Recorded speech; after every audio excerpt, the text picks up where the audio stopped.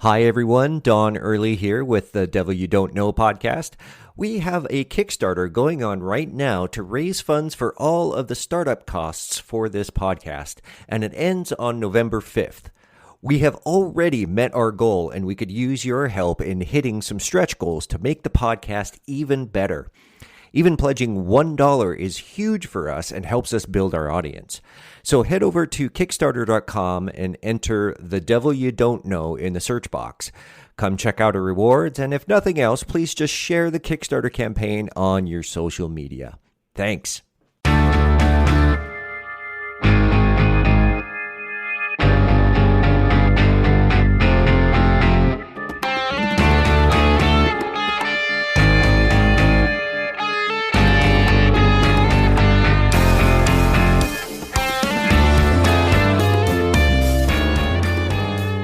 Okay, well, welcome to The Devil You Don't Know, the podcast that explores the historical and cultural relevance of the devil. I am Don Early. And I'm Emily Kwan. And I'm Jeremy Spray. And we're here again doing the podcast thing. Hey, everyone. And today we have this is another interview episode. But before we get into that, we do want to hear from you. So if you are loving the show, we could use your help in getting it seen and getting it out there. So if Apple Podcasts, if you want to leave us a review, or Podchaser, or wherever it is that you can put a review for a podcast, give us your thoughts, show the love. We want to get out there.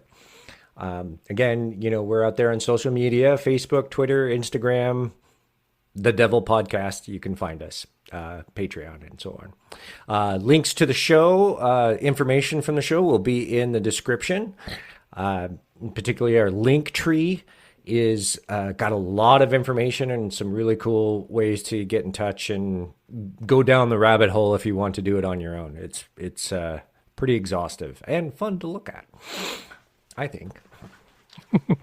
All right.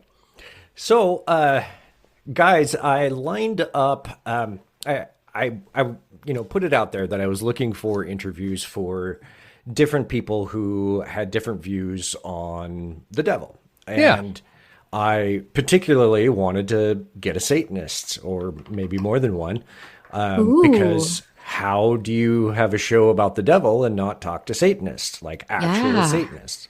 Yeah, that's an accurate shrug there. I agree with that. Yeah. So, my friend Javier, who is a comedian, he's in the gaming world. I've known him for several years. He's a good friend. And he put me in touch with a comedian friend of his named Steve Hill, who is a Satanist. He is he's run for office as a Satanist. Well, okay. And that's ballsy. Yeah, and he's a comedian. And so, those three things right there is like, wow, that's it. That takes a special kind of ballsy to get out there and own all of those things. So, so I was really excited. We lined up the interview. I talked with Steve on this Saturday, and it was a very lively conversation. I'm going to let you know that if you were expecting an interview that was like the previous one, you're not going to find that here. Okay. Okay. So vastly different then. It is All right. a different type of interview. And that's the wonderful thing that I love about interviews is you never know exactly what you're going to get. And I had a real joy talking with Steve. He's very passionate and makes you think. So we'll give it a listen, and we'll come back and talk about it. Sounds good. Thanks, man. Yeah, great. All right. Well, thank you for joining. My guest today is Satanist Steve Hill. He is a member of the Satanic Temple. He was a one-time candidate for the California State Senate and a comedian. And I believe your license plate is for Satan? Exactly. Awesome. The miracle's number 4 symbol. Satan. So yeah, I'm for Satan. Awesome. Well, Steve, I appreciate you coming on to the podcast, The Devil You Don't Know, because we want to understand the devil we don't know. And I have to imagine that most people, no matter what their background is, have no idea for reals what a Satanist believes. They are only projecting what they think that a Satanist must believe. So what is Satanism, and what does the word satanic mean to Satanists? Well, I can't speak for, I'm Satan. I can't speak for all the rest of the Satanists because, through my journey through Satanism, I've learned that it means many different things to many different people. It could have a plethora of definitions, just depends on who you are as an individual. So, Satanism means, to me, I use it as a metaphor to fight the system.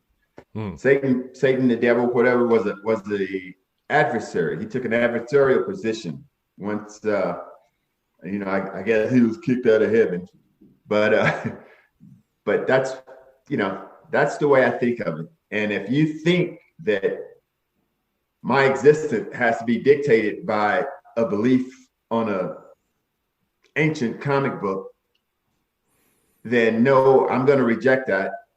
And I am going to diametrically oppose you. Therefore, that makes me a Satanist. Okay. I've seen the harms of religion. It's like, man, there's got to be another side to this story. Right. Satan never gets to speak. Anybody ever heard Satan speak? I mean, every time the devil talks to someone, it's usually after like a mass murder, and it's some person with mental problems that said, "Oh, the devil spoke to me," like the son of Sam and incidents like that. It's never nothing positive, right? And if we got to believe these stories of this bullshit out this book, which contradicts itself millions of times, and it's got to be something more. Everyone has to take control of their life and free themselves from the religious dogma and to mental conditioning that we've all been subjected to. First thing you say Satan, first thing people do is conjure up this red guy with horns that eat babies and does all the bad shit on earth. Well, I call myself a Satanist, and man, I'm a United States Marine Corps veteran. I'm a retired peace officer. I'm also a businessman, a father of 4 daughters, son, brother, cousin. I mean, I'm a normal guy with a normal life. And I kind of reject all the bullshit in religion that, forces people to think that there's some magic guy in the sky watching everything we do and say. And he knows what's going to happen, but yet we still have children's cancer wards. We still have police brutality. We still have, terrible, catastrophic events, man-made and natural, that seems like whoever this deity is in the sky has absolutely no control over making people suffer. So to that, I say, fuck him. Sure. And fuck religion. But on the other hand, there are religious people doing good shit. I see it with my own eyes. They're doing it out of the love of their heart and their passion as good human beings. Yeah. But because like 90% of them are bullshit, it doesn't resonate like it should. It doesn't have the magnification of, hey, these people are really doing good stuff and they're religious. Yeah. It's almost like an oxymoron. But so Satan is not the evil one to Satanists. Satan is the adversary, the accuser, the thorn in the side of the establishment. The one questioning the powers that be. Yeah. Direct descent. I mean, somebody has to do this. Mm-hmm. It's you might say it's a necessary evil. So let's talk about evil. What is evil to you, to Satanists? What is evil? Evil is police brutality. Evil is not properly funding schools in areas that have been under the adverse effect of redlining in this country, in the United States. When you crowd all of these people into a ghetto and they have a lack of resources, a lack of education, a lack of funds, the economic tax base isn't sufficient enough to keep the schools at a level where everybody will get a good shot with a good education. And that's what matters a lot to me. That's evil. Evil people, purely evil people doing evil shit. That's, I haven't seen any other species on Earth really do evil shit. Mm-hmm. I mean, lions eat antelope. That's not evil, that's nature. Right. Things like that. Eagles drop down the water top and grab fish out of lakes. That's not evil, that's nature. Mm-hmm. But the shit we do to each other, like war and killing each other, that's evil. That's what evil is to me. So I'm against evil, even though I'm Satan. So let's talk more about that. Do you think that's something in common with other Satanists, that they're sort of in the similar ballpark as you? Yeah. I mean, that's pretty much what I do a lot. I talk to people who are Satanists, mm-hmm. who call themselves Satanists. Go to the Synagogue of Satan. Ask your listeners to go to the Synagogue of Satan. That's who because they're on the West Coast, that's who I'm more closely affiliated with, although I do still support the Satanic Temple, mm-hmm. because I know they're doing good work. That's why I was attracted to them in the first place, because they were actually in court doing shit. Yeah. And I know that's how you get things done. Mm-hmm. It's a legal, fighting for justice is a legal process in America. Unfortunately, it takes a lot of money to fight for justice. Yeah, no kidding. So, did I tell you I'm running for Congress? No. Yeah. No. Hey, man, listen, have your people go to Satan for, the numeric symbol for, Congress.com. You got it. Believe in anything that I'm doing, you can make a donation, but it's not necessary. You know what I mean? I'm a businessman. I've done quite well in real estate appraisal, making more. So I'm basically relying on Satan himself to fund my own campaign, even though I'm sure, I think I've seen a few donations on my link, but I'm running for Congress. I'm running for Congress, and I'm doing it mostly to fight the power. Somebody's got to tell the people the fucking truth. People are running around ignorant and not knowing, and it's too many people living their life that way. People don't understand the system. I'm also fighting the Los Angeles County Sheriff's Department. That's still going on? Yeah. I had a cop. It's still going on. And I want an investigation. I actually want the Attorney General to investigate what the fuck is up with my case. I think something actually is special is happening. Yeah. Someone's trying to keep me out of court because no way it should have taken this long. That's insane. I've listened to several of podcasts that you've been on, and you've been talking about this for a while. Yeah. And it's got,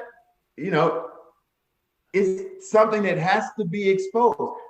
I mean, I am legitimately filing a claim against a cop that came to my house to bully me.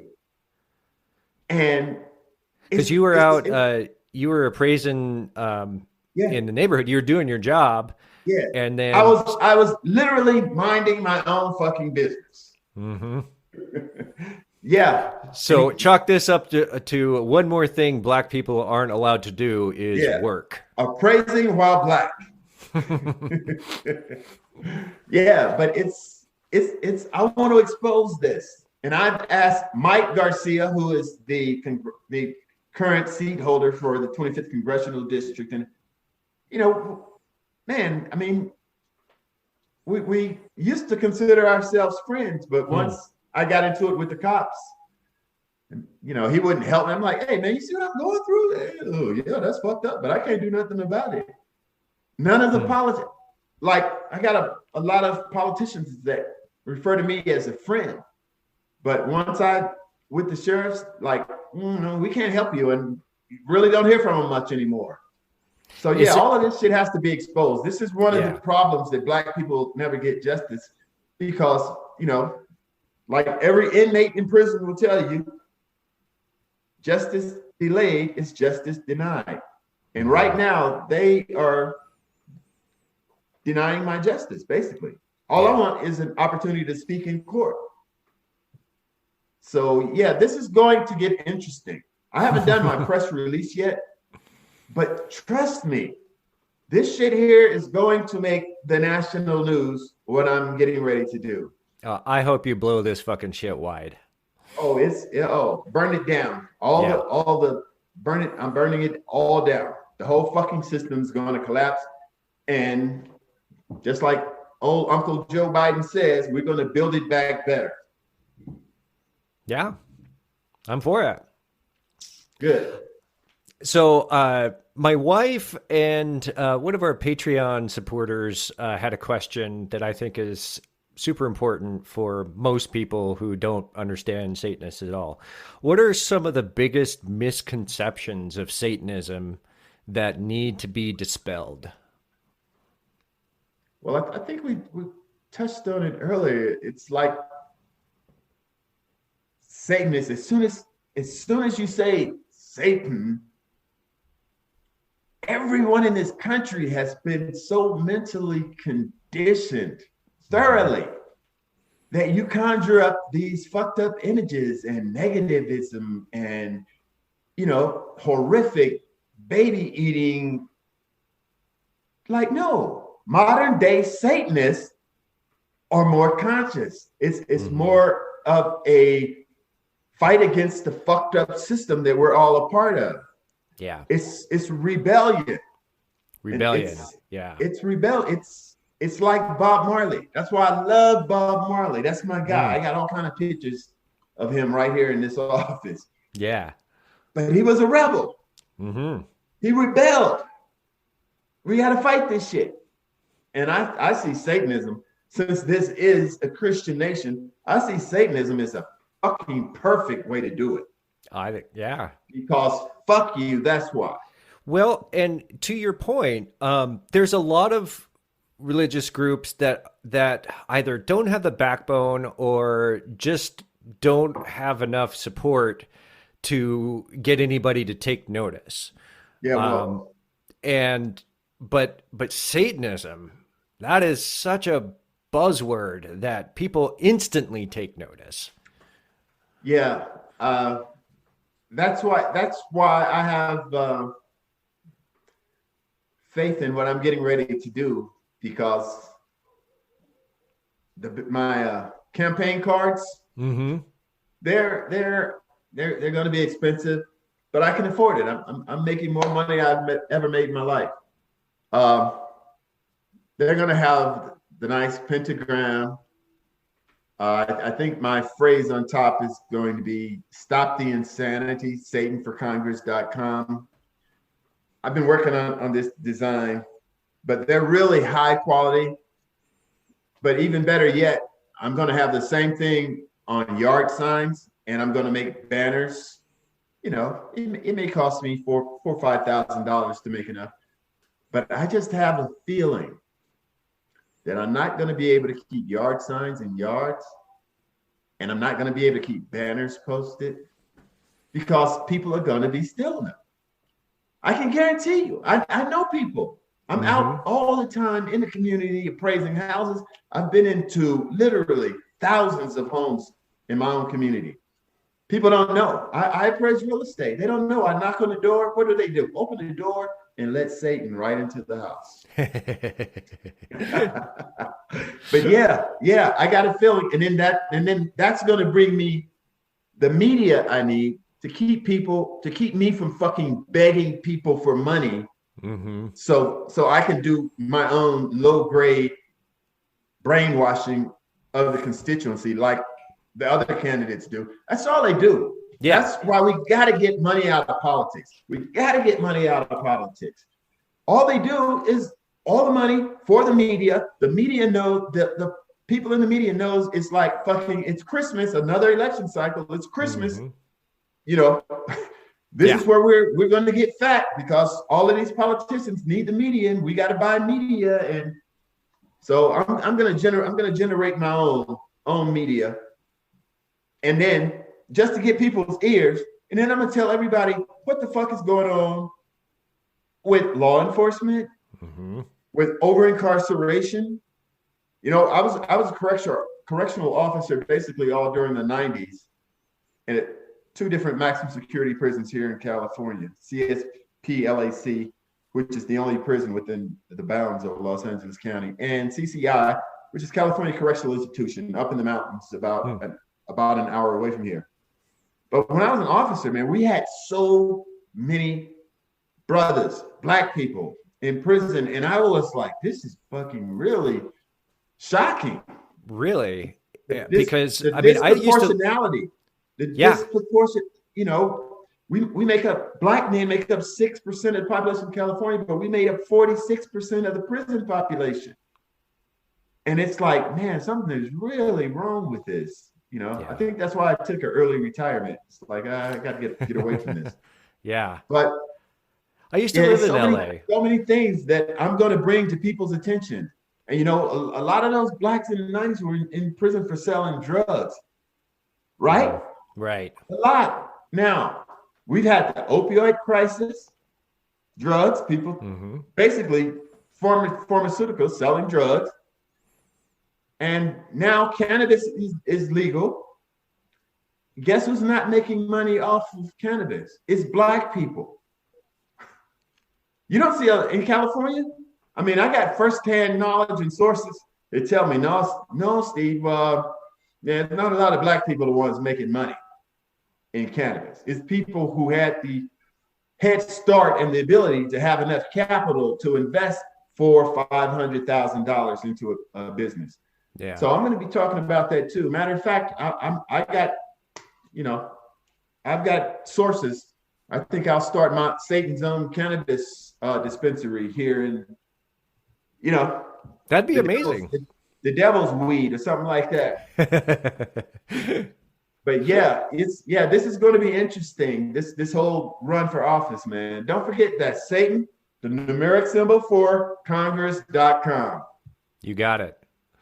I'm definitely going to put that link in the notes and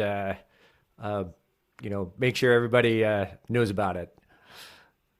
Okay, so we've talked a lot about the symbol of Satan and the role of Satan.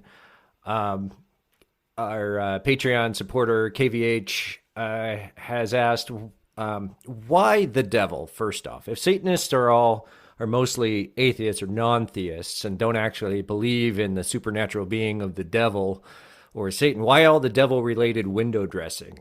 The devil is so firmly cemented into public consciousness, not just Christians, but certainly especially Christians. Why is invoking the devil advantageous? Just think of the concept of rebellion, and that'll answer all of your questions. Don't think of what we've been force-fed to believe the devil is. Think of being an adversary. Think of opposing someone, adamantly opposing someone. What are you going to do? You really want to get their attention. use their nemesis. Use some of their own bullshit against them. And go, yeah, so what? Yeah, we're trolling you, but fuck you and your religion. It's the ultimate troll set, man. This is great. I love this. I love this.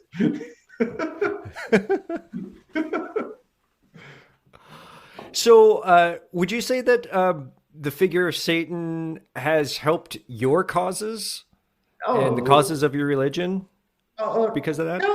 No, of course not. No. But somebody's got to take a bullet for this. I consider myself a martyr in many ways. It's hard. It's hard to get to people because people are so mentally fucked up with this superstition that is like permeated into the depths of their fucking brain that people can't get over it. But the ones that do, the ones that like, I know what you're doing. I see through your bullshit. Just like sitting at church on Sunday, I see through your bullshit. and that person there, fuck, 50 of the other ones. But that person right there is a person that will support you because they know what the fuck you're doing. Yeah. Let me clean up my language, man. What's today? Saturday?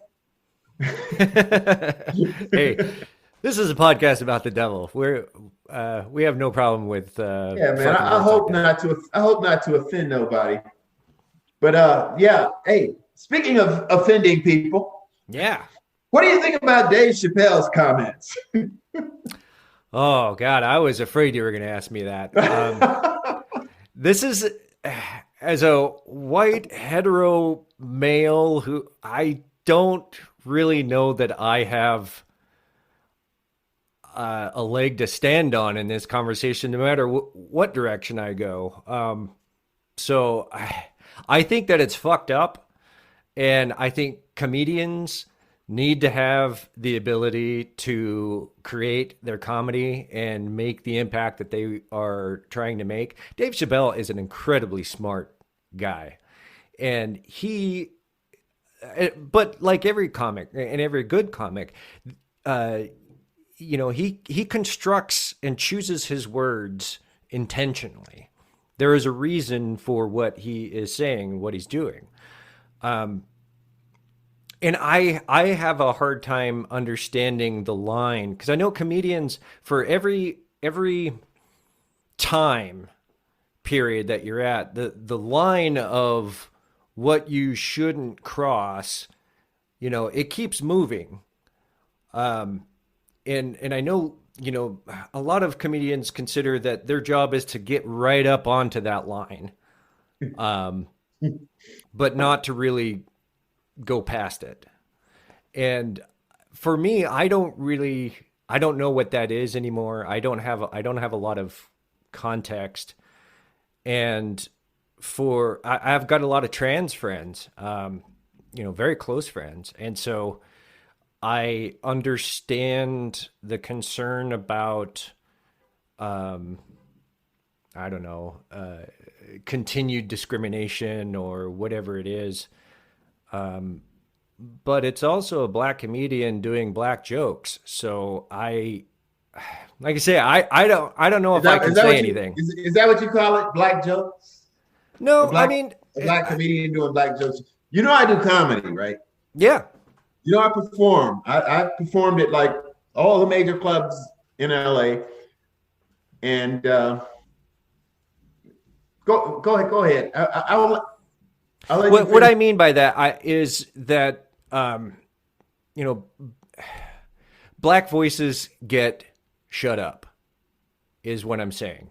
By the media, by the establishment, they try and silence it. They try to criticize it or censor it.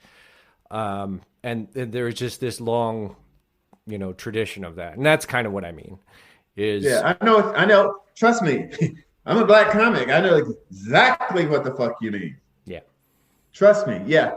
But, my take on it is, that's partially why I didn't fully commit to be a comedian full time, because I saw the bullshit in the game. Because I basically do observational political humor, and when you have to talk about race, religion, sex, politics, you're gonna offend people. Yeah. But guess what? If you come to a comedy show, motherfucker, expect to be offended.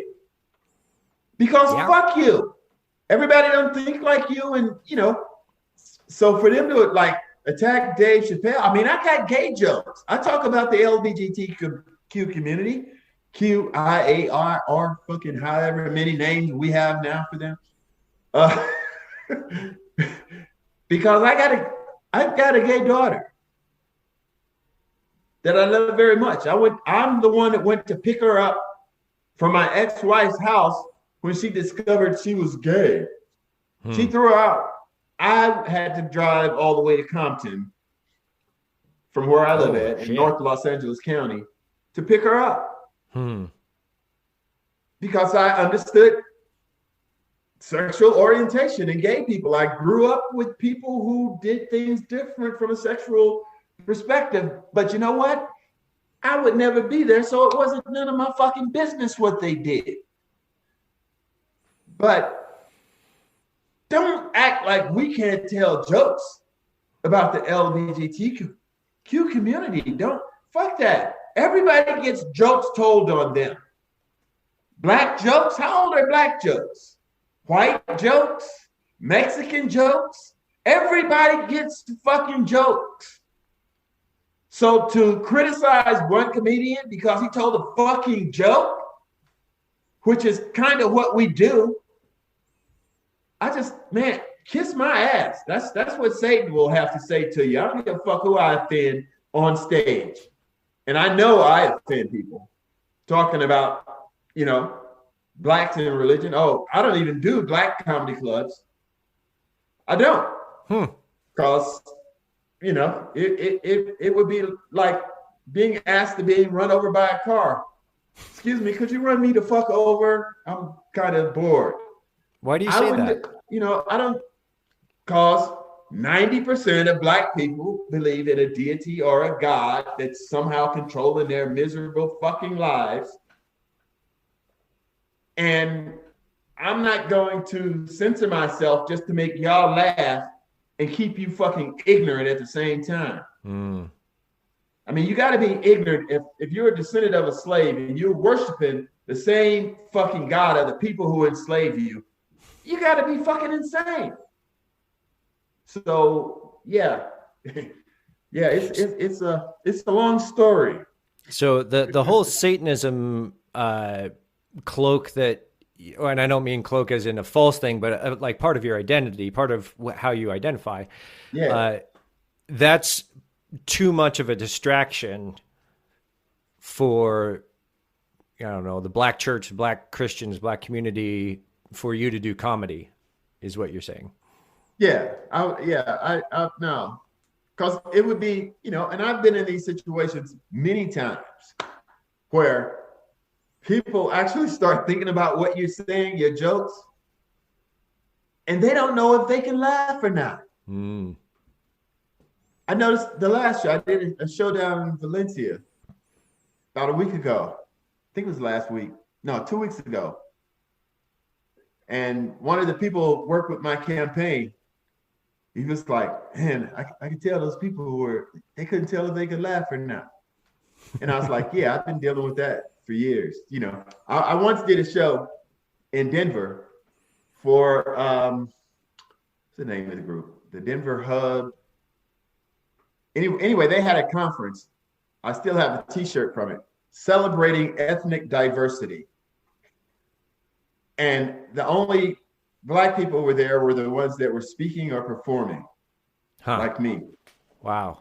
And it was like, wow, we can't get no black people to even attend these conferences. So now you're left with a bunch of white people and you're saying jokes about religion and they're like, okay, they're kind of like smiling.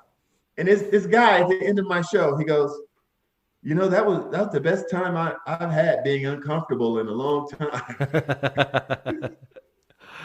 And Oh. he made me get another aspect of performing for these conferences, which basically are like 98% white people.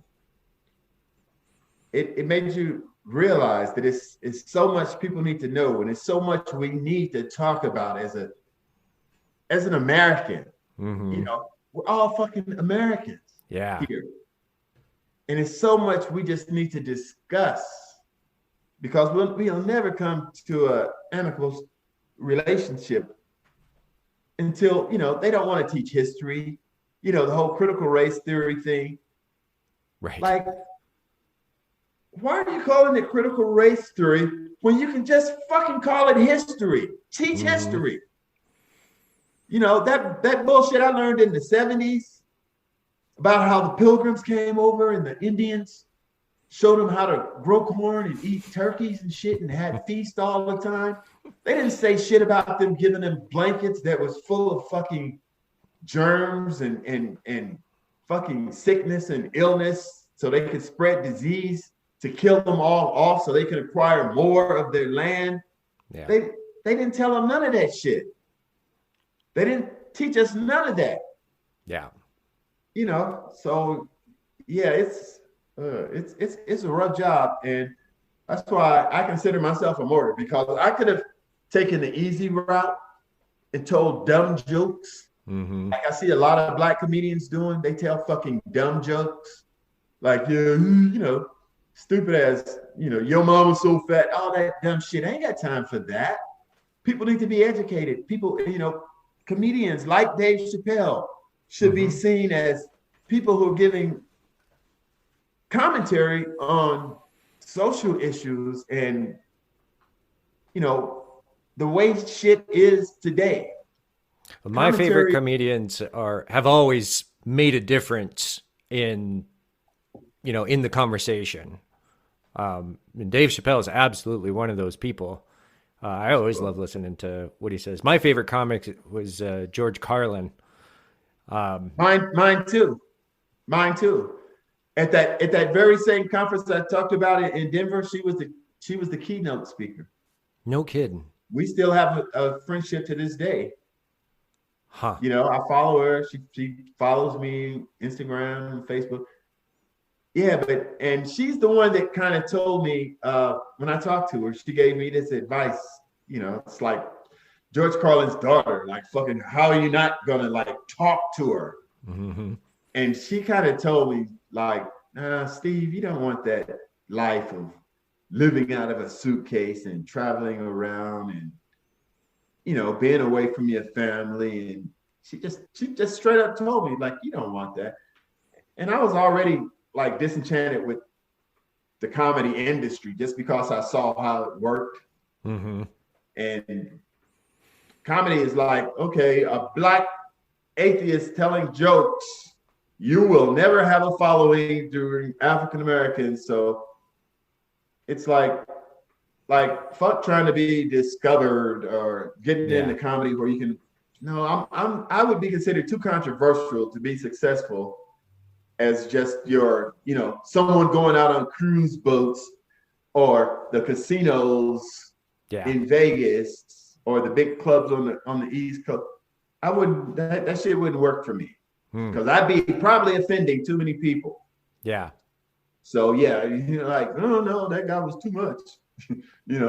Fucking Trump supporters. Trump supporters go to comedy shows too sometimes.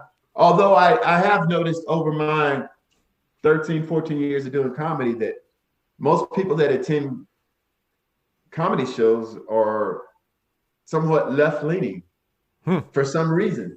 Maybe it's an anomaly. I don't know, but I just noticed a lot of Republicans don't really. Interesting. Yeah. So. Well, let's come back to your religion and let's talk a little bit about the substance of your religion. I know that one thing that Satanism does is provides a community where, general atheism, there isn't a common uniting factor, and ritual often provides a common participation that connects the community. With what did you call this? Satanic Synagogue or Synagogue of Satan? Synagogue of Satan, spelled S-I-N. Oh, okay, great. Yeah, Google that. The guy who started it, who, we've been friends, and he contacted me and we spoke, and I was like, oh, that is probably more in line with being a comedian, to have a play on a word like that. Yeah. And these people are some of the freest thinking Satanists that I ever met. And to be honest with you,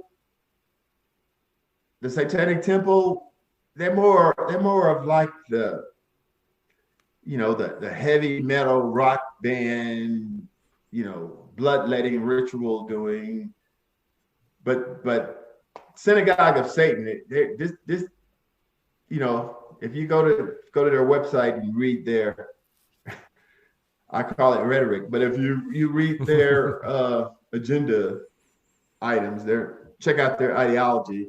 Yeah, you'll see that they're really like some really free thinking people. Sure. And I consider myself a free thinker also. Matter of fact, I consider myself a free thinking, secular, socialist, humanist, atheist. I mean, all of that shit that people hide behind to keep from calling themselves an atheist, because atheist has such a negative connotation attached to it. All of those groups, I consider myself part of. Yeah. Except I'm not afraid to call myself an atheist. I'm not afraid to call myself a satanic humanist. I'm just not. Yeah. I'm not going to be bullied by somebody else's bullshit.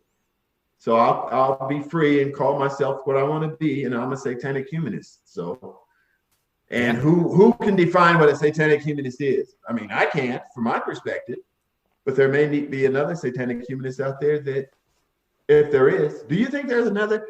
Fuck it, call in. If you're a satanic humanist, call in. Show your number, man. Don, put your number on the screen. This is going to be real effective because it's an audio podcast.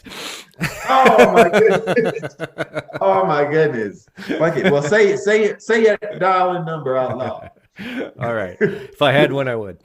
But to get back, I was wondering, does your religion or the community that you belong to, do you have rituals? Do you do, and ritual can be, don't think of it as like the brainwashing kind of thing, but there's a tradition or whatnot. Well, there's somewhat of a cleansing of the soul when a ritual is performed. I get that. Yeah. I understand that. The optics of it, I understand that. I would actually participate. We had a big event when I was with TST LA before that dissolved. Bloodletting and people hanging with pins in their chest, and all of the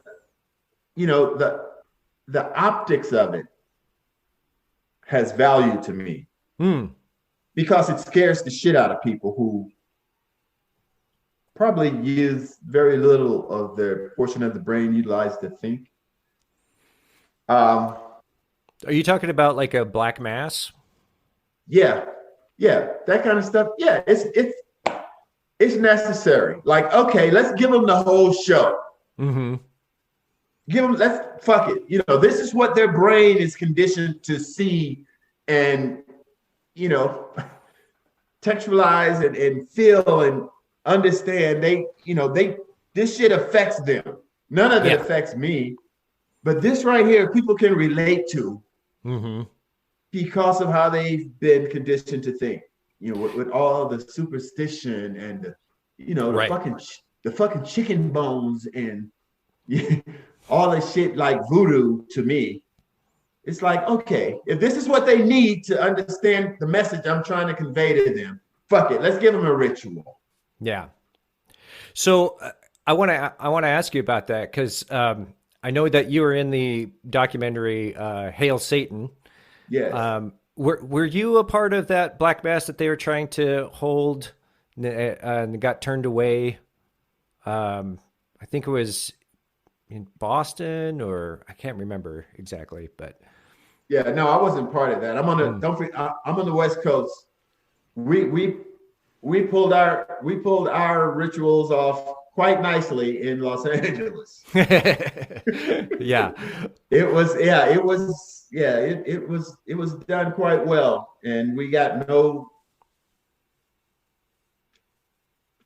feedback that was negative from like anyone holding the event. Everything went as smooth as could be. I think I performed. I did like 20 minutes of comedy, and that was someplace else that was less tolerant than Los Angeles. What Los Angeles is pretty, left leaning, more socially conscious than most areas of the nation. It's especially below the Mason-Dixon line or in the South. So Black Mass, some of the impressions seem to be either it's a big fuck you to Catholic Mass and it's a way to sort of like turn it on its head. In other ways, it's thought of as this magical evil summoning thing. What is it to you? Is it performance art? Is there a meaningfulness in participating for your own self? To me, it's performance art. These people are good at what they do. Mm-hmm. And, being a stand-up comedian, I know about performance. Mm-hmm. I know about perception. I know about the relationship between a performer and an audience. They're performing. Yeah. Yeah. Okay. I have no criticism for them. It's like, shit, welcome to the party. Yeah. Thank you for your service. God damn it. And I think some people would be quick to criticize performance art as just a stunt. But as artists, we know that it makes a difference. Right. And therein lies the problem. See, they consider, just like me, a black Satanist running for office as a stunt. Mm-hmm. But they don't understand behind Satan, behind the next thing, is a lot of shit you really need to know.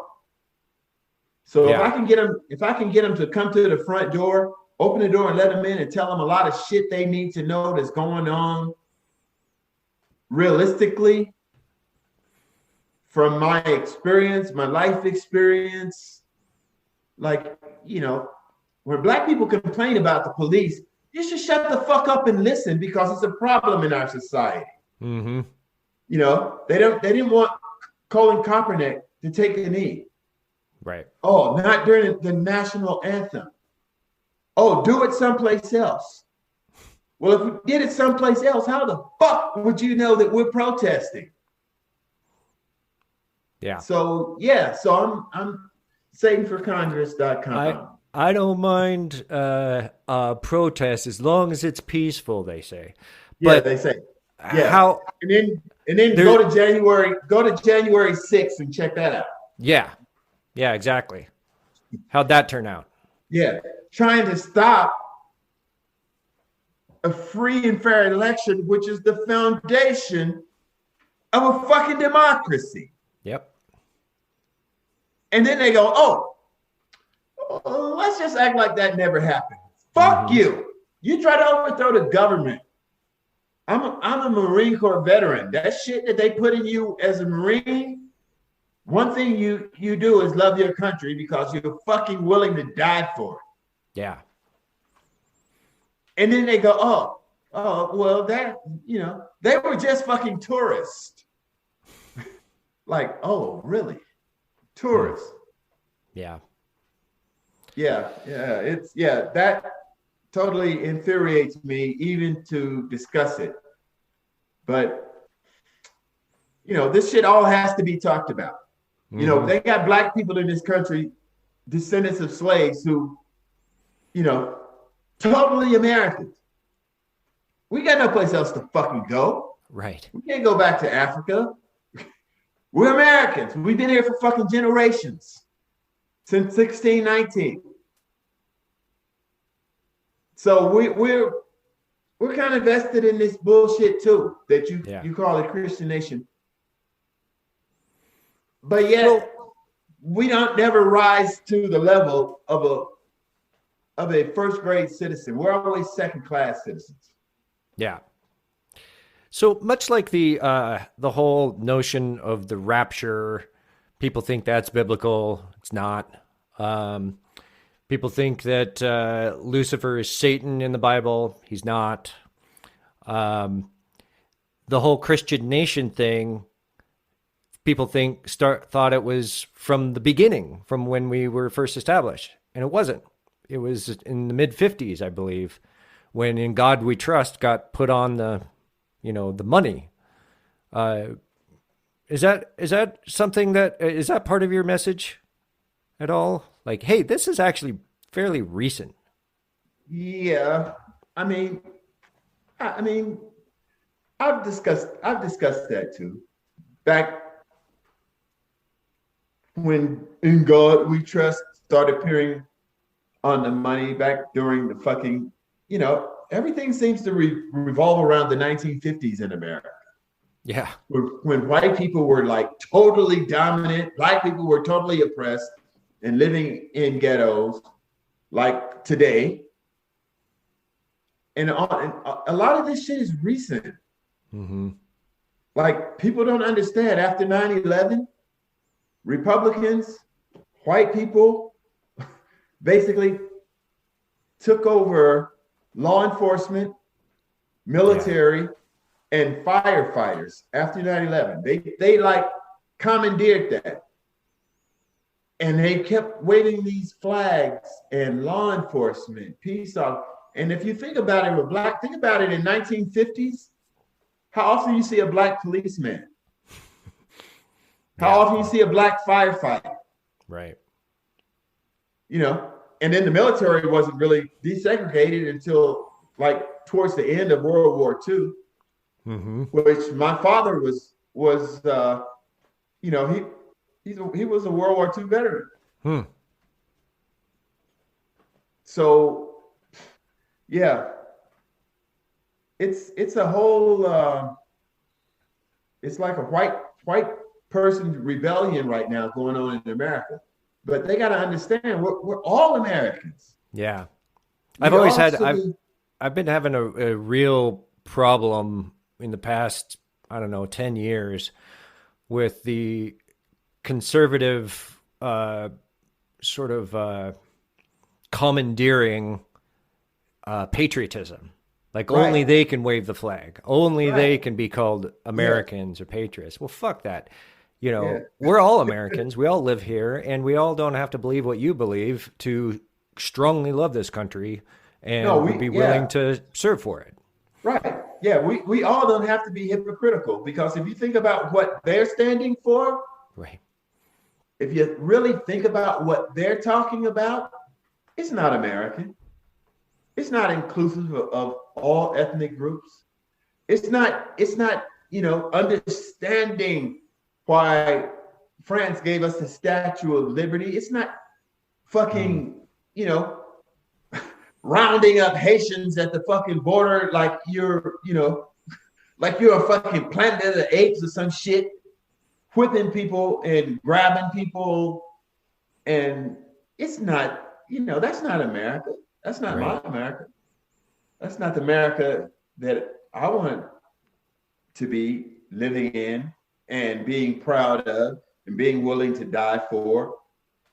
So, yeah, there's a lot of disparity in between what America is to all of us. So the true definition of America is, taking in immigrants, because America always needs cheap labor. Trust me. I live in Southern California. Yeah. If it wasn't for undocumented workers in the area I live in, which I've been here the last 30 years, this place wouldn't be built up like it is. They do all the construction on housing. Mm-hmm. As a real estate appraiser, trust me, I know. Yeah. I go to new housing construction sites, several times a month. I don't see any brothers working on building no houses. It's all Latinos. Mm-hmm. Now, how could that be in America? How could that be? But it comes from a long line of exploiting undocumented workers for their labor who come across the border. You can pay them $10 an hour. You don't have to deal with no unions. You don't have to deal with no fucking safety issues.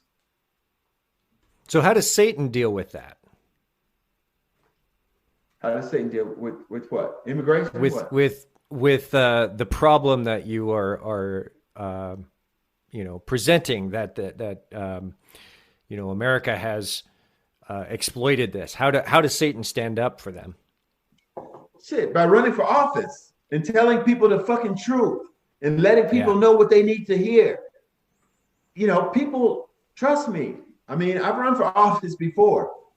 There is a certain percentage of people who love it. They are absolutely enthusiastic and motivated when they hear somebody running for office that's just simply telling the fucking truth. That's it. That's all they hear going into their ears is like, oh, wow, this guy's right. He's telling the fucking truth. And if you're trying to win office just because of how our politics is in America with our broken system, you can't tell the people the truth. You got to tell them some bullshit. You gotta feed that's them. Why, my wife, she hates the idea every time I do this shit. She hates the idea that I'm running for office. It's like, don't run makes for you a office. target, Are you doing this again? I'm like, I kind of got to. It's like I'm kind of left with no choice. You make a horrible politician. And I'm like, why? Because you're too goddamn honest. So it's fucking horrible for all of us, but somebody's got to do this. Yeah. It's very difficult to be an honest politician. I would imagine, particularly getting elected. I mean, I always thought that it's got to be. Why do politicians have to be consistent on their messages for their entire lives? There's no acceptance of evolution of thought and changing your mind on something. Yeah, because they have to stick with the party platform. I'm an independent. I left the Democratic Party because I found out that they were just like the other side of the coin that's pushed down inside a pile of bullshit. Sure. Like the same type of thing, the same formula that goes along with all of politics, the brainwashing of the people, and I'm a veteran, or I'm a this, or I'm a that, so I should get your vote. All that bullshit. It's like a formula that all the politicians go by to try to gain support of all the special interest groups. I need endorsements. I got one endorsement. And that was from the Synagogue of Satan. Only fucking one I need. I ain't asking nobody else for their endorsement. Although I've talked to Lucinda over at TST, and they're a little apprehensive because I don't know. I'm black. I don't know. I don't know. But they're a little like, he might tarnish TST or some shit. But anyway, I got the only endorsement I was really looking for. That was the Synagogue of Satan. And I'm just going to see how it all plays out. But I'm not going to be running around begging, asking people for money to fund my campaign, because I can fund my own fucking campaign. That way, the power will stay with the people. Yeah. And the people should have the fucking power. So yeah. we'll see how it goes. We'll see how this one plays out. All right. Well, I hope you have a successful campaign, whatever that means to you, whether it's getting elected or changing the way people think about something. I know you're going to have an impact one way or the other. And so I want to summarize what we've learned today, at least for our listeners, about Satanism and about Satan, is that it's the adversary, it's the advocate, it's the accuser, the person who is standing up to the powers that be, speaking truth to power and doing something about it, being a thorn in the side of people who are actually doing the evil and bringing attention to it and using the opposition's perception of the enemy against themselves. Yes. You got it? Yeah, that was summed up quite nicely. That was an absolutely beautiful summarization of today's discussion. Awesome. Well, I'm glad I look forward to talking to you in the future. Wonderful. Well, thank you, Steve. I absolutely look forward to talking to you in the future, and I hope that that you get elected. Hey, you never know.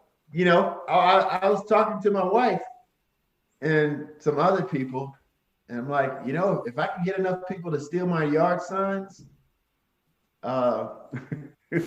you never know, because it brings attention.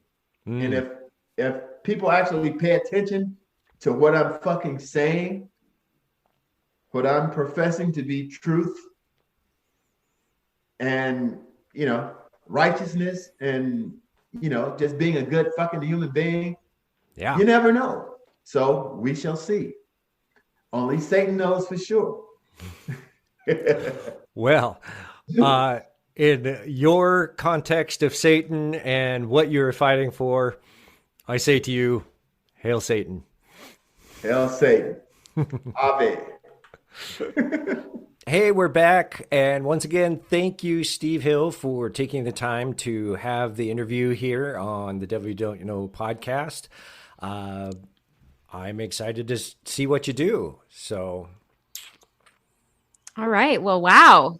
You weren't wrong. Lively was right. Very lively interview. Yeah. And you're right. He had a lot of causes. He had a lot of things he was important and interested in. Yeah. So what are some of the takeaways? I've got several. So what hit you guys? Well, at the very beginning, when he basically said, you know, Satan is rebellion, it almost felt like Satan to him is personified. Just it's rebellion, and that is what attracted him to that. He sees many things that he doesn't like, and what better way to rebel against it than by being Satan? I wanted him to elaborate a little bit more on why he calls himself Satan. So that's a good point. I wish he would have gotten into that a little bit more. Is that something that other Satanists do? I know it's very individualized, but I was hoping he would have elaborated a bit more on that.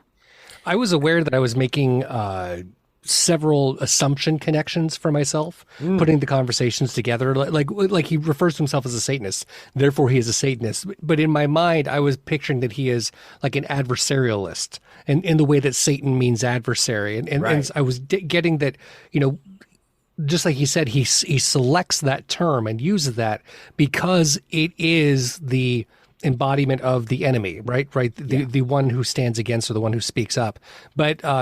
But the Satan, the persona of Satan, the imagery and all that, even though he gets into, like you talked about, the black mass and the spectacle, and sometimes you have to put on the whole show, but the very belief of the character doesn't exist for him. There is no supernatural in his world. However, because there has been an identified enemy, he took on the name of that enemy. So right now with Satan, but if it was, you know, the gumdrop unicorn, that was everyone in the world knows that gumdrop unicorn is the evil enemy thing. He would call himself The gumdrop worst. unicorn. Yeah. Right. So that was definitely how I saw it. Is like, oh, this is how he is choosing to make his call out and choosing to actually, I think you said it real well in the interview, Don, like call attention to it, like getting that attention up and out of it. That's a great take, Jeremy. I like that. Satan is sounds way better than gumdrop unicorn. So, right? You know. It's way more metal. Yeah, it is, like literally. But yeah, no, I think you're right. I think that it's interesting to me to take the position of utilizing the terms and words and characters that are so incendiary to many, many people who invoke visceral reactions, and elicit and brings out their own prejudices and their own presumptions about who this character is. And I think that's one thing that is a little confusing for me sometimes when kind of looking into Satanism, is that there is this sort of, you're right, it is the adversary, it's the rebel, it's they do identify with the sort of courtroom accuser, like the prosecution. The prosecution, right? Yeah. And really, like, being that person that, being that entity, being that thorn in the side, being that, the thing that's going to call something out and be a pain in the ass out there. Like being assertive, aggressive about it. Yeah, sure. Okay. Yeah. But to the point of like being incendiary, I think being provocative, not provocative, but like angry, that causes people to literally to provoke, to create that reaction. Yeah. To get the goad, so to speak.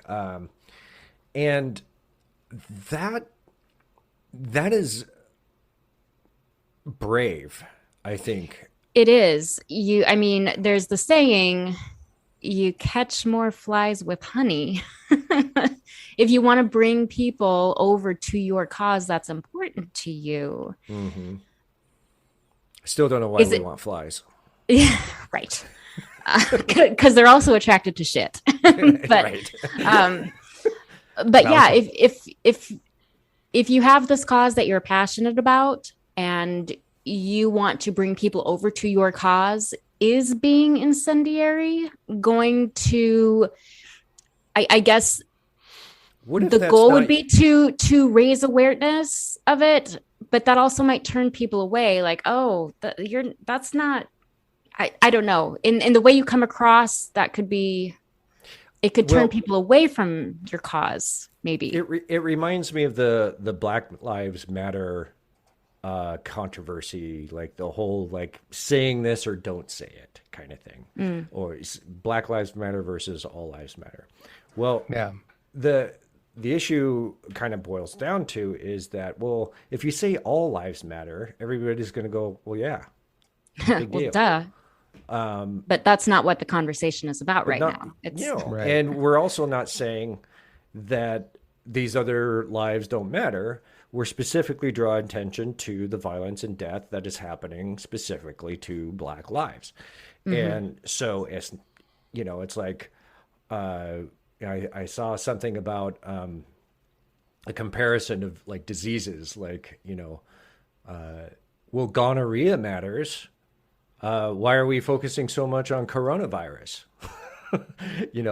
Because it's the immediate problem, right? Yeah. But it's also now something that catches people's attention, and it's a buzzword. It causes a reaction and gets people to notice. Well, the devil, Satan, Lucifer, gets a reaction. It gets people to notice. And sometimes the point is not to win them over to your side. Sometimes it's just to get their attention and get them to be challenged and be uncomfortable. And maybe through that process, it'll get them thinking. It's a difficult approach. And I definitely have a lot of respect for trying to go that route in a way. So like with the temple, the Satanic Temple, they're very strict about being nonviolent. You know, Sure. I was reading an article about one of their co-founders, Lucian Greaves, and one of the questions was, do you guys support the Punch the Nazis movement? You know, do you guys want to go out and punch Nazis? And the beginning of his answer was, I think it's a bad idea to go out into the world with the intent on punching someone. Wow. That's from one Sorry, of the real quick. This is the Satanist temple, right? I wasn't sure. Did I get the confused? Yeah. Yeah. So there is kind of this really interesting, like, this is not what you would think of with Satanism. And with what Steve is using this as a way to say, wake up, motherfucker. You know, look at this. Look at the hypocrisy.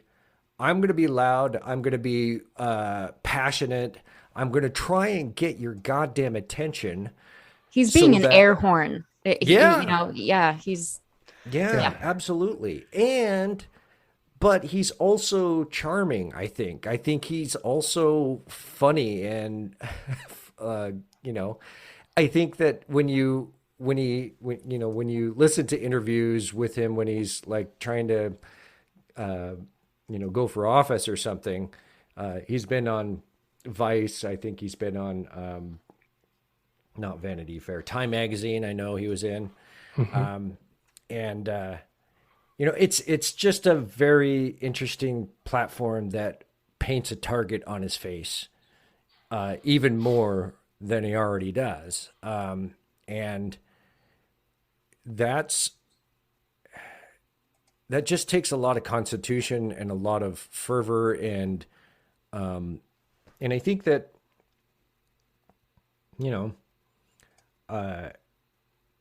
I think it's a really interesting and kind of a brilliant way to go about trying to make a difference in the political spectrum. You know, the Satanic Temple has done that in other areas with litigations and whatnot, with, the Ten Commandments monuments. So they're like, okay, well, if you're going to have a Ten Commandments monument, we have to have a Baphomet monument right next to it, because we got to even this out. Their goal is not to have a Baphomet monument on the grounds. The goal is to get the Ten Commandments taken down, because separation of church and state, please, thank you. But they're willing to, use that imagery to provoke the public into looking at this. Yeah. But it is very adversarial, and it's just like, wow. How do you get? I think, right. I didn't mean to cut you off, Don. There was a part of me that really, I noticed that I was being confronted. I was very aware of that, and so I had this moment where I recognized it, like flies with honey, right? Like I was like, why are you being so intentionally abrasive? And it was not a personal attack on me or anything that he's done, but I was recognizing it. I was having this reaction of the, like, I am being pushed against. And I think I had to take a step back and recognize that is not how I normally live my life. My life is intended typically to win others over, to gain people on my side, or to create understanding. I'm a trainer. So helping people be educated, help them understand, being on their side it's literally a part of my life. It's how I do it. So I had this head scratch moment that I kept nodding along when he talked about being a black comic and not being able to go into black comedy clubs because he would be completely isolating himself, right? He's like, I think his comment was, yes, let me be murdered, please. It's like just agreeing to be killed because he's so completely isolated from that particular fan base. So recognizing he's not going to get a following, he's not going to get a fan base in that. And I was like, oh, I feel that. I feel that you're very aware of that particular loss, because that's what I've been connecting to this whole time of like, how are you going to get people to vote for you as a congressman or to follow you as a comic and to build that success if all your focus is about being adversarial? And when I took that step back and recognized that he's not actually trying to win me over, what he's doing is creating a platform for his viewpoints. And he's making it exceptionally clear that the world is not the way it could be. They're not the way that it should be. And there's a lot of things that need to be fixed. And this is how he got to me. This is how he exposed me to this message. And he needs to grab that attention. He needs to and grab now, that attention make sure and he's that getting focus that over to him. Yeah. I've never been on Time Magazine. Satan, right? Like now, let me tell you what's wrong. Right. Now, right, exactly, right. So you've got that big hook. So now I get that running for Congress. It sounds like he actually does intend to run for Congress. He really wants to make a difference. Yeah, he is. I don't believe, from everything I've seen from politics, it would work. That doesn't mean it can't. But right, that winning others over thing in my history goes, that's not going to be a thing. Yeah. But it doesn't mean the fact that the fact that he's running for Congress under the name of Satan gets him media, right? And it gets him attention so he can continue to actually broadcast and speak about his views. And so I when I took that step back, I was like, oh, okay, I get it. He's not trying to win me over, but I did hear what he was saying now because because he got himself to that point. He's not really trying to get elected. Like, I mean, he's trying to get elected, but he's not expecting to. He is going to try real hard though, because the more he tries, the more attention he'll be able to put spotlight on the issues that he is trying to raise awareness of and trying to get actual real change. I mean, he's so super passionate about education. Oh yeah, especially funding in schools. Yes. Yeah. Huge. And the absolutely asinine, awful ratio problem in the prison system. You know, where it's just way over percentage of black young men, basically. 6% of the population and 46% of the prison population. Yeah. Major problem there. Yeah. Absolutely. So, so I think it's one of those things where like, wait, you can be a Satanist and be about these topics? Like, social activist. What does that mean? And then let's not, we've been talking about how he's using it as an attention getter, but let's not detract from the fact that this is his religion. This is a personal, meaningful thing for him, that he does identify as a Satanist, and that is that is truly meaningful and truly, and then he does, you know, have community with, you know, other Satanists. So, you know, I thought he was involved with and connected with the Satanic Temple, but in fact, he's now with the Synagogue of Satan, and that's the Sin-agog of Satan, and that's a pun. That's on purpose. It's not a misspelling. And I looked at their website, which I've included in our link tree, and just kind of, there's a lot of information here, but they very much seem like they're followers of Aleister Crowley, which may be new. Maybe people know that name from Supernatural, the TV show.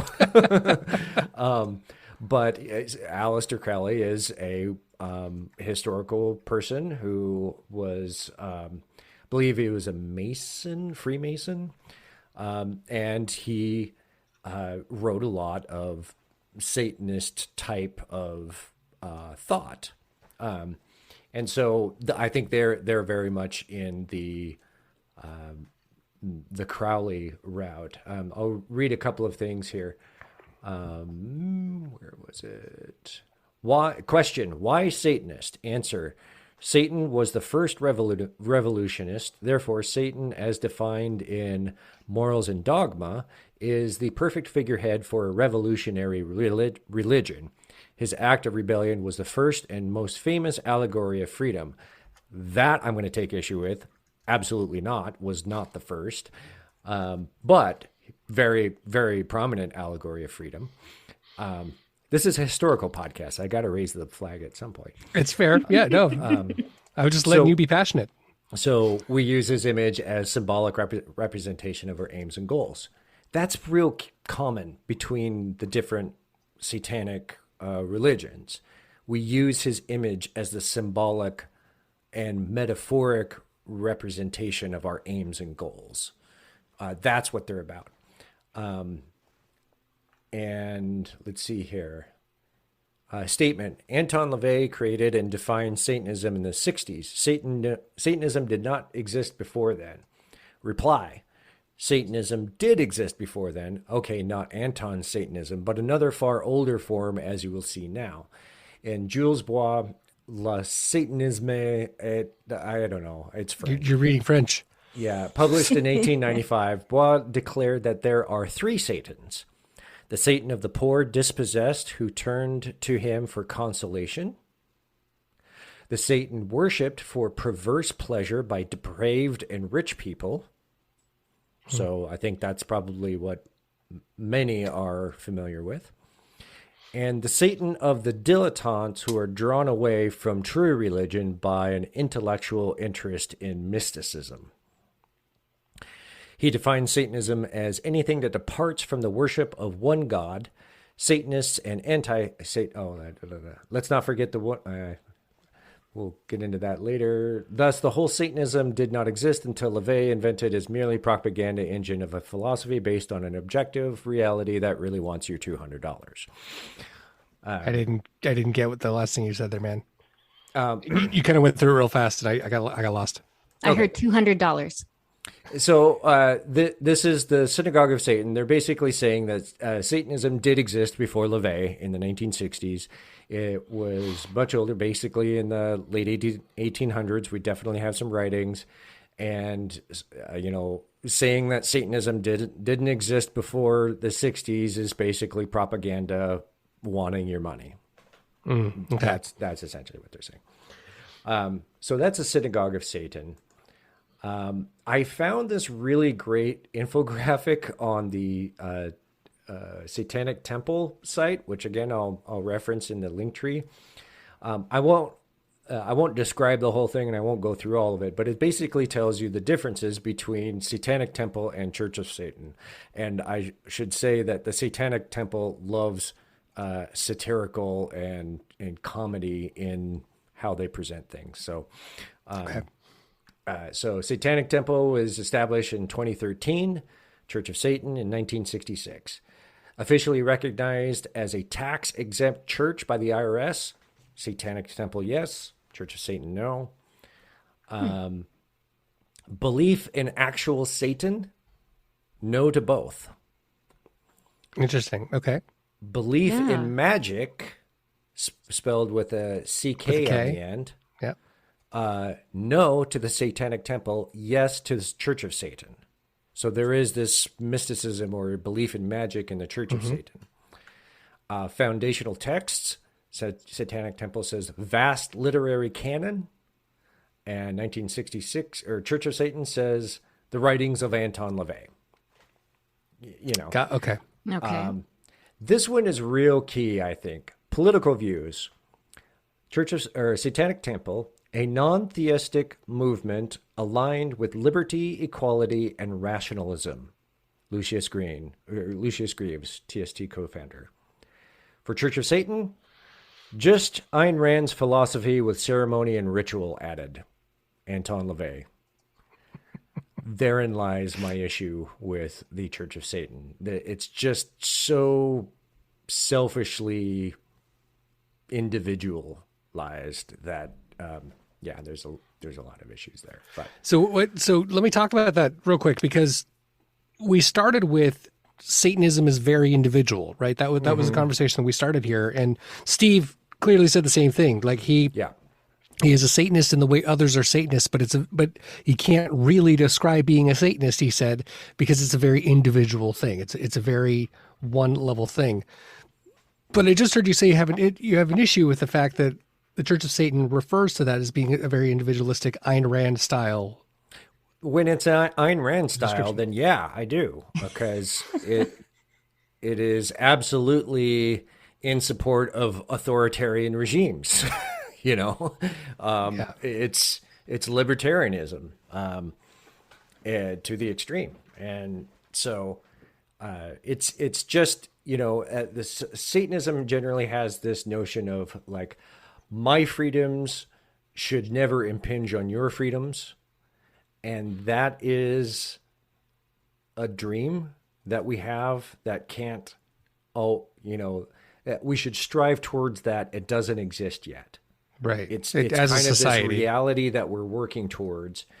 But we should try everything we can to not impinge on other people's freedoms. And we should not, be, violent about things as well. Whereas other satanic groups like the Church of Satan, they very much talk about exacting vengeance and smiting your enemies who deserve it, kind of things. And what that looks like is not real clear. And I think more research is warranted and more conversation with other Satanists. But you get the idea. Modern Satanism, for sure, today has largely been shaped by the Satanic Temple, because they are the largest organization that's active in the world today. And they're from 2013. 2013. Okay. Yeah. And nonviolence and advocating for reproductive rights and trying to become a lobby, doing real work out there, activism work and political work. But anyway, that's not really the interview that we just listened to, but it gives a little bit more context about the subjects we're talking about. I do want to say one little thing about the Dave Chappelle bit, because I was a bit caught off guard on that. I wasn't expecting to answer such a sideline question. But, I stand by what I said about, not really knowing how to take a position on this because of my being in a very privileged situation. But I think one thing that I didn't really have the opportunity to present is that on the other side of the coin, with the trans community speaking out and trying to, seek justice on their part, is that, the trans community they experience violence and death regularly as a regular part of their community, and it's awful. Dave Chappelle made fun of it, of saying kind of like, oh, well, some trans people said we've been having a hard time for a few decades, and then he tried to put that in context of like how long the Black community has had this problem. Well, technically the trans community has had this problem for thousands of years. And they have always been relegated to this non-human or subhuman category of society. And they've always been pushed to the corners, maybe even in like sort of the freak show category that you might find in a circus. Right. Or they are that nuanced thing that you can pick out at the flop house, at the prostitution and whatnot. It's just been this ongoing relegated thing, and right now in this time we have a movement that is giving them more of a voice, being able to humanize them, being able to help people understand how much violence does get to them. And the problem with Chappelle's comedy, and he has just I think the main issue is that he has a huge platform, and comedians have this ability to use their comedy to advance their views, or not advance their views like an agenda or something, but it's they still have that voice, like I was just talking about, right? There's a platform that's there, and to quote Uncle Ben, with great power comes great responsibility, and it is going to be harmful to others if you're not responsible with your words. So it's this really odd and difficult conundrum. From where I'm sitting, because I'm not, like I say, I'm not in either of these communities, so it's really hard for me to even weigh in on this. But I do think that, I thought Chappelle raised the racial issue that, can the LGBTQ community be racist? Absolutely. But I think he fails to recognize, frustratingly, the violence that's being done to the trans community. And then this whole stupid ass thing with Netflix firing, the trans employee for dog whistling, over the whole thing. Not dog whistling, whistleblowing. Same thing. not the same thing. Different things. but he called it out and in the same manner drew attention to it. Yeah. And because this was not okay, and they've been marginalized for so long and not seen in so many different ways, that in that same vein of, coming back to what Steve was saying, that there's a level of alertism, right? If you're going to get a message out and you're not heard and you're not heard and you're not heard and not heard, then you scream, you yell, you blow whistles, you make sure that something gets you heard. I mean, and some of the jokes in this special, I don't know if you've seen it, but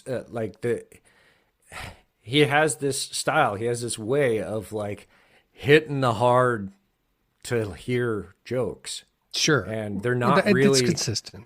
Yeah, it's not really something that I enjoy, but it is, I get it. I get what he's doing. I understand that he's getting your goat, that he's getting a reaction, and he's making you uncomfortable and think about it, and making him the villain of the joke, essentially, because he told the joke. He gets that. He does this anti-Semitic joke throughout the whole thing that, no, he's not anti-Semitic, but the joke is anti-Semitic, and it's done to point out anti-Semitism, but the nuance of it could definitely get lost, I think. And I'm not going to defend his jokes because I am not him, and I don't necessarily know his intentions on everything. But anyway, I just wanted to mention on that side that I didn't really get to talk about from the trans community and, their valid points of like, hey, this is, okay, it's comedy, but it's comedy that might still like propagate violence towards us. And so can we stop dying and being raped and sold into trafficking, please? Yeah. So I don't know. Anyway, that's all I wanted to say about that. Satanism, Steve Hill for Congress. For Congress. Satan for Congress. Thanks for doing the interview, man. Even though I didn't learn about the things I expected to learn about, I still learned. And so it was real interesting to hear the individualistic tone. And I'm curious now if there are Satanists out there that do follow or believe in Satan at all.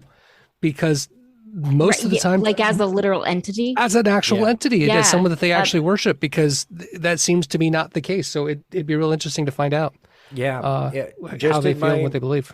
Yeah, just in my general research is just trying to get prepared for this interview. None of the organizations that claim to be satanic seem to believe in supernatural anything, other than maybe, the belief in sort of mysticism or magic, or, some, the notion that with intentionality you can cause things to happen. I'm really curious if there's somebody out there who believes that Lucifer is a fallen angel, and that they worship that being. Mm-hmm. As a being of evil. Yes, as a being of evil. And I have to wonder that maybe, so my hypothesis is that is a made up group of people that Christianity has been saying exists for a long, long time, and has labeled people and tried to prove that, here they are. This is, it's proof that they exist, and here's what they're doing, and it's awful. Right. 1980s is coming to mind. Yeah. Right. Yeah, exactly. All the satanic All of them. cultists. Yes. And, Yes. killing babies and all that stuff. But down in their basement performing rituals and Mm-hmm. and blood sacrifices and Dungeons and Dragons. Dungeons and Dragons, yeah. Yeah, But- I'm curious because that imagery, I want to say that that had to have come from somewhere. Yeah, it did. And so. But I think to your point, are there people who do worship Satan or the devil as a being of evil, and they're trying to live out their lives as evil people or trying to be more like that? Probably somewhere. Yeah. I would think that number of people is extremely small, but Probably. I hope so. or something that is along the lines of the serial killer or whoever that, we've seen all of those.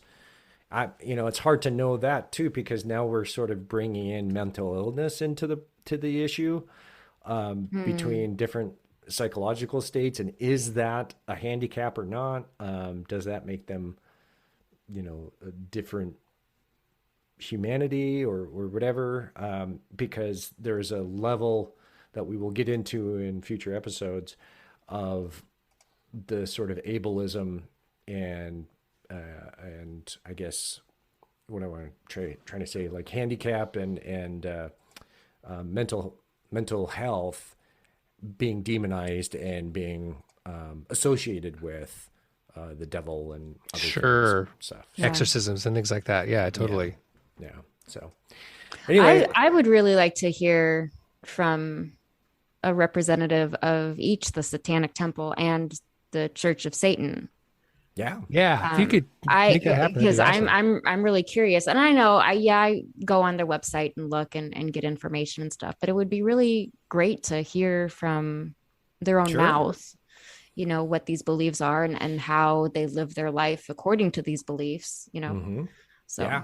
Well, I'll try my I'd best. love to hear that. Okay. And listeners, if you have any way of helping us get in touch with some of these folks, please contact us. Let us know. Give us an introduction if you have that capability. We'd love to do that. On the docket coming up, I have an interview with a really funny and awesome Islamic woman, Muslim. She's going to tell us all about Islam and their take on Satan and their word shaitan or iblis. Excellent. Or iblis. We also have a Christian who has his own podcast. I just got in contact with him today. I believes the Bible is the infallible word of God, and he looks at the world through the vision of science as well. And so there is this he's got a lot of interesting things that we sort of decided that it would be worth to pursue. So we'll have that viewpoint as well. Yeah.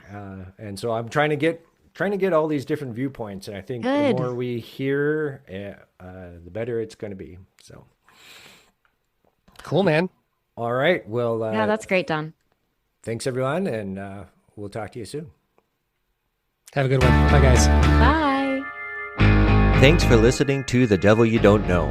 Don't forget to check out the show notes and resources on our Linktree, which you can find in the description of this episode.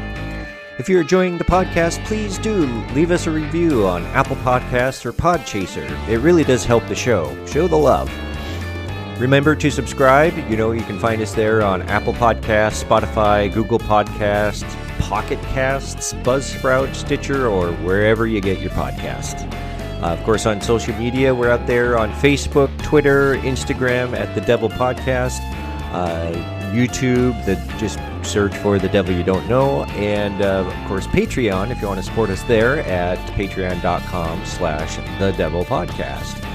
Join us next time for an interview with Yasmin Bendis. She's the host of the podcast Me and My Muslim Friends, and she's graciously agreed to talk to us about Islam's understanding of the devil. Can't wait for more of The Devil You Don't Know.